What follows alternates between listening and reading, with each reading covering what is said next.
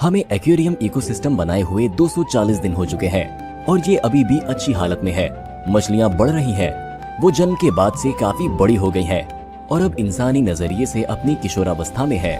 शुरुआत में हमने सोचा कि मछलियों को जितना ज्यादा खाना मिलेगा उतना ही बेहतर होगा और वो उतनी ही तेजी से बढ़ेंगी, लेकिन फिर हमने पढ़ा कि ये खतरनाक हो सकता है क्योंकि वो बीमार हो सकती हैं या फिर मर भी सकती हैं।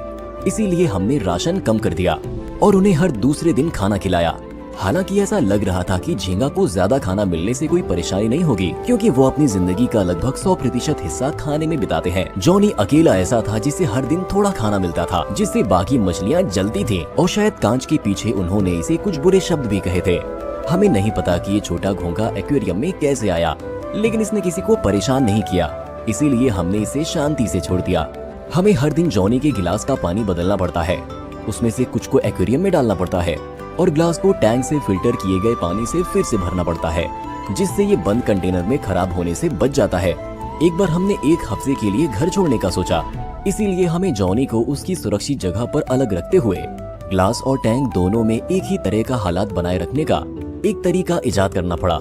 हमने ये ट्रांसपेरेंट प्लास्टिक कंटेनर लिया और इसमें बहुत सारे छेद किए। छेद छोटे होने चाहिए ताकि जॉनी उनसे निकल ना सके, लेकिन साथ ही एक्वेरियम पंप से पानी के फ्लो से पानी कंटेनर के अंदर और बाहर आसानी से जा सके। इस तरह जॉनी के मिनी एक्वेरियम में पानी की रिफ्रेशमेंट की परवाह करने की कोई जरूरत नहीं होगी।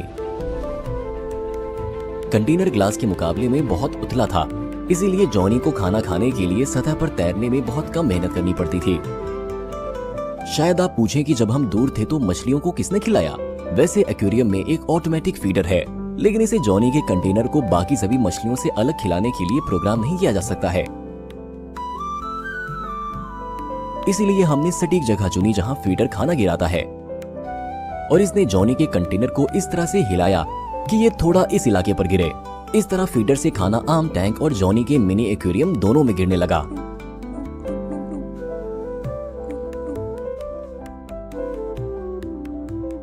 घर से निकलने से पहले हमने एक्वेरियम के बगल में एक मोबाइल सीसीटीवी कैमरा लगाया ताकि हम दूसरे देश से भी देख सकें कि इसके अंदर क्या हो रहा है, लाइट को चालू और बंद कर सकें और अपने स्मार्टफोन के जरिए दूर से ही मछलियों को खाना खिला सकें।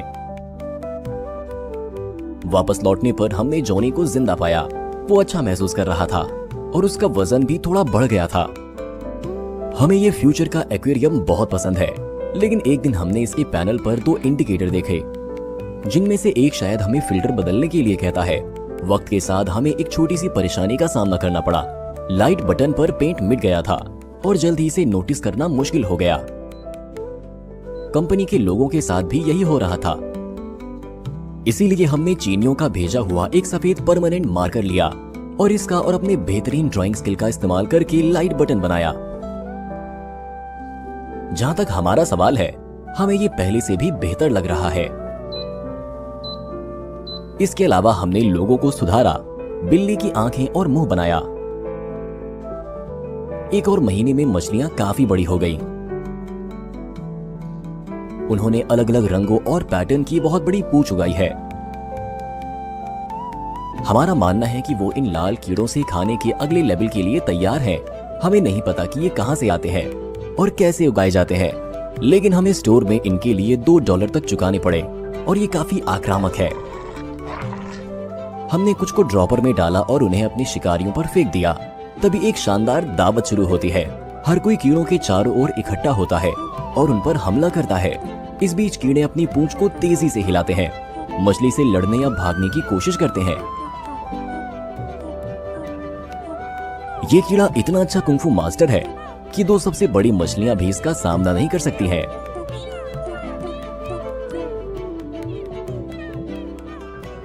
एक झींगा इस टेस्टी डिश को खाने की कोशिश करता है, लेकिन कीड़ा चालाकी से शिकारी से भी लड़ता है। आप यकीन नहीं करेंगे, लेकिन एक दिन स्पार्टकस ने कुछ अजीब जादू का इस्तेमाल किया और हमने उसे जॉनी के कंटेनर के अंदर पाया। शायद वो अपने दोस्त से मिलने जाना चाहता था और किसी तरह दीवार पार कर गया। वैसे स्पार्टकस एक मादा निकली। हालांकि ये अकेला अजीब वाकया नहीं था, क्योंकि अगले दिन कैटफिश में से एक ने हवा में उड़ने की स्किल हासिल कर ली और छत पर उल्टा लेटने का फैसला किया, जो जॉनी के कंटेनर का निचला हिस्सा था। और एक बड़ा ट्रांसपेरेंट झींगा एक्वेरियम से भागना चाहता था। ये पानी से बाहर काफी डरावना दिखता है। भले ही जॉनी अपने मिनी एक्वेरियम में अच्छा कर रहा हो, लेकिन उसे अपने भाई बहनों से जलन हो सकती है, जो बड़े टैंक में आजादी से तैर सकते हैं और एक दूसरे से मिल सकते हैं। इसीलिए हमने उसे बाकी मछलियों के पास छोड़ने का फैसला किया और देखा कि क्या होता है। वो तुरंत खुशी से एक्वेरियम की चारों ओर दौड़ने लगा। दूसरी मछलियां उसे हैरानी से देखने लगी और शायद ये भी नहीं समझ पाई कि वो भी अपनी तैराकी शैली की वजह से एक मछली ही है।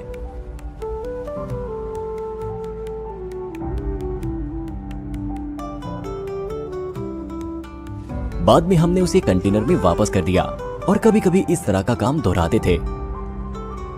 एक सुबह हम कमरे में गए और हमने एक्वेरियम के शीशे पर ये देखा।